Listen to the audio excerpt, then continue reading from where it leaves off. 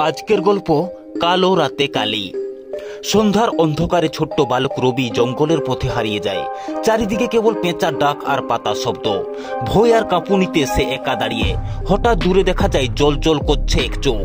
এক বাঘ ধীরে ধীরে এগিয়ে আসছে। রবির মুখে তখন একটিই নাম, জয় মা কালী। অঝরে চোখে জল গড়ায়, হাত জোড় করে দাঁড়ায় সে। বাঘ থেমে যায়, যেন মা কালীর অদৃশ্য নির্দেশে শান্ত হয়ে দাঁড়ায়।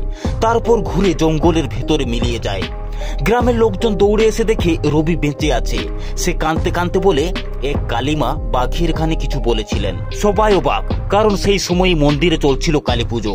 পুরোহিত ফিসফিস করে বলেন, আমি দেখেছি পুজোর সময় মায়ের চোখ থেকে অশ্রু পড়ছিল। গ্রাম নিস্তব্ধ। সবাই বুঝলো মা সত্যি বাঁচিয়েছেন তার সন্তানকে। ভক্তের আহ্বান কখনো বৃথা যায় না। মা সবসময় সন্তানের পাশে থাকেন। ছোট্ট এই গল্পটি যদি আপনাদের ভালো লেগে থাকে তাহলে চ্যানেলটি সাবস্ক্রাইব করে পাশে থাকতে ভুলবেন না।